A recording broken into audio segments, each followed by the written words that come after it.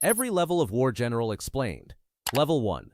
The utterly incompetent, corrupt and clueless commanders. These generals epitomize ineptitude in war.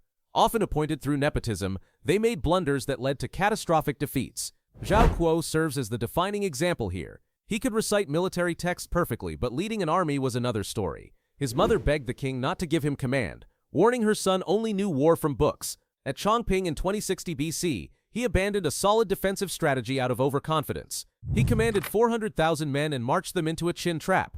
His army got surrounded, starved, and when he tried a breakout, he was killed. The Qin buried 450,000 captured soldiers alive. Chinese culture coined talking of war on paper after him.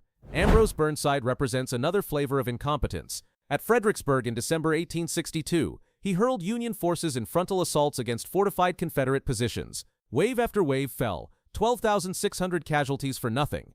At the Battle of the Crater in July 1864, after detonating a mine to blast a hole in enemy lines, his untrained troops rushed into the crater and became sitting ducks. Confederates recovered and shot down into the trapped men.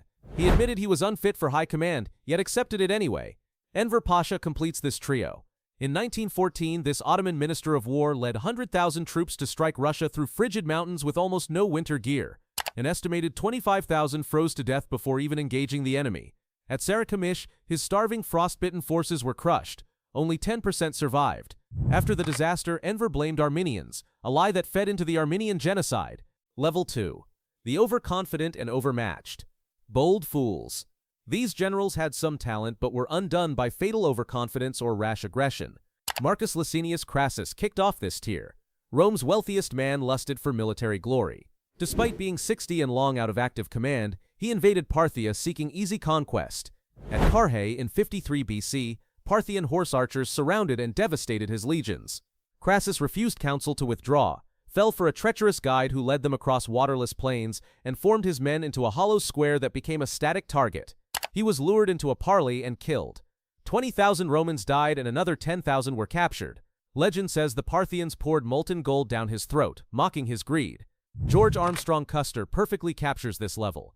A Civil War hero turned Indian fighter, he dismissed every warning about native forces.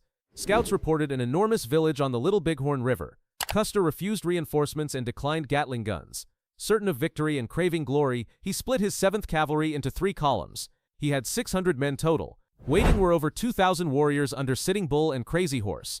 On June 25, 1876, Custer and 210 men were wiped out. One scout grimly predicted, "General, I think we are going to hell." Custer ignored him. Antonio Lopez de Santa Anna rounds out this level. The self-proclaimed Napoleon of the West had tactical skill but erratic judgment. After winning at the Alamo, he grew complacent. He divided forces and failed to post proper pickets. Sam Houston caught Santa Anna's camp during siesta in 1836. The 18-minute Battle of San Jacinto saw his army routed. Santa Anna was caught the next day hiding in a private's uniform. After losing his leg to a French cannon, he held a full state funeral for the amputated limb. Level 3. The competent but uninspired, steady hand. Missing spark. These generals were decent commanders, effective in routine operations but lacking creativity or killer instinct. Quintus Fabius Maximus demonstrates this tier perfectly. After Hannibal's devastating victories, Fabius adopted cautious attrition, shadowing Hannibal's army, harassing foragers, but refusing pitched battle. This avoided further Roman catastrophes. Romans despised this cowardly approach. He earned the nickname Cunctor, the delayer. When Hannibal tried escaping by tying torches to oxen at night, Fabius didn't fall for the trap, but also failed to counterattack. His extreme caution meant even when opportunities arose, he hesitated. The strategy bought Rome time, but Fabius himself never delivered a decisive victory. Sir William Howe represents another cautious commander. He generally won battles, capturing New York City in 1776 and Philadelphia in 1777. After defeating Washington at Long Island, Howe mysteriously paused instead of storming, allowing Washington's army to escape across the Foggy River. In 1777, he captured Philadelphia, but sat there hosting lavish parties while Burgoyne surrendered at Saratoga, bringing France into the war. He was methodical and gentlemanly, but lacked zeal to aggressively prosecute the war. George B. McClellan completes this level. He built the formidable Army of the Potomac from raw recruits. His men adored Little Mac. As a field commander, he was excessively cautious.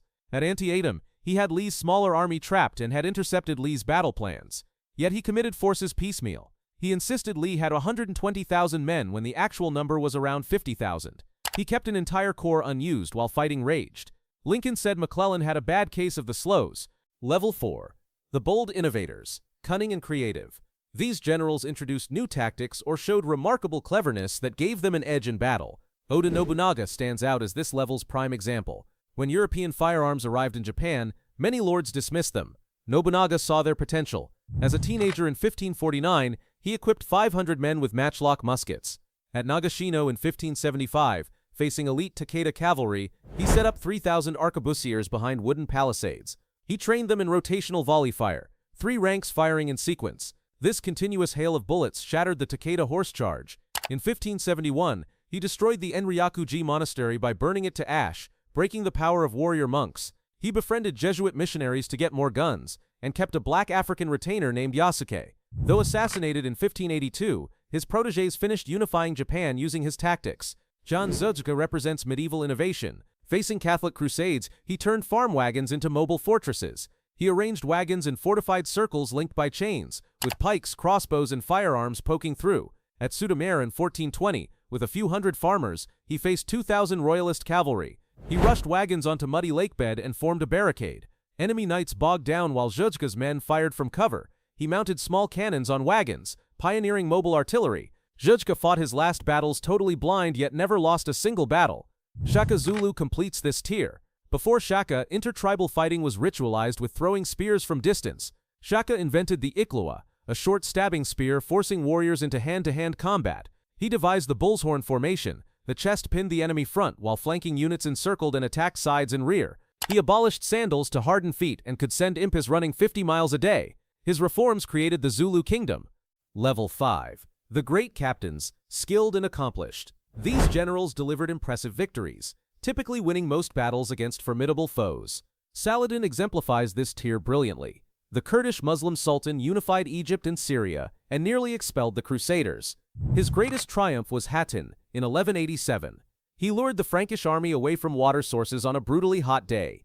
His forces harassed the thirsty Crusaders with mounted archers and set grass fires. By the time Crusaders staggered onto Hattin Plateau, Saladin's men surrounded them. The Crusader army was annihilated. This led to Saladin reconquering Jerusalem peacefully. During the Third Crusade, he fought Richard the Lionheart to a standstill. He sent Richard fresh fruits and his physician when Richard was ill. At his death in 1193, his treasury was so empty from charity, they had to borrow money for his burial shroud. Erwin Rommel represents tactical daring at its finest. Sent to North Africa in 1941 with a small German force, he quickly turned the tide. Barely a month after arriving, he launched a surprise counteroffensive. With swift flanking through the desert, he pushed the British back to the Egyptian border. Churchill called him a very daring and skillful opponent. His capture of Tobruk in June 1942 stands as his zenith, seizing the fortress with 33,000 Allied prisoners. At Gazala, though temporarily cut off, he improvised the cauldron defense, regrouped, then rolled up Allied positions. He used deception brilliantly, fake tanks on trucks to bluff enemy reconnaissance. Vo Nguyen Giap completes this level. He led Vietnam against France and later the United States. His magnum opus was Dien Bien Phu in 1954. His troops hauled heavy artillery through jungle mountains by hand, placing them on hills overlooking the French base. Giap's forces dug trenches inching closer in a 56-day siege. The French garrison fell, ending French rule. His strategy throughout the Vietnam War, fight, survive, keep inflicting casualties until the opponent quit, proved effective. Level 6. The Near Legends, Masters of War. These generals are exceptionally brilliant, arguably among the best in history. Hannibal Barca fits this level like no other. In 218 BC, he marched an army with war elephants from Spain over the Alps in winter, stunning Rome. He recruited Gauls and began spectacular victories. At Lake Trasimene, he ambushed and wiped out 30,000 Romans. His signature triumph was Carrhae in 216 BC. Facing a Roman army of 80,000 to his 50,000, Hannibal used a double envelopment. He placed weak infantry in the center, which retreated gradually, drawing Romans in. His African infantry on flanks pivoted inward, and his Numidian cavalry swept around attacking the rear. Roman losses reached 50,000 to 70,000 killed. He roamed Italy 15 years, winning every engagement, yet never captured Rome. At Zama, Scipio Africanus finally defeated him in 202 BC. Julius Caesar represents another near legend. In the Gallic Wars from 58 to 50 BC, he defeated numerous tribes with 60,000 legionaries.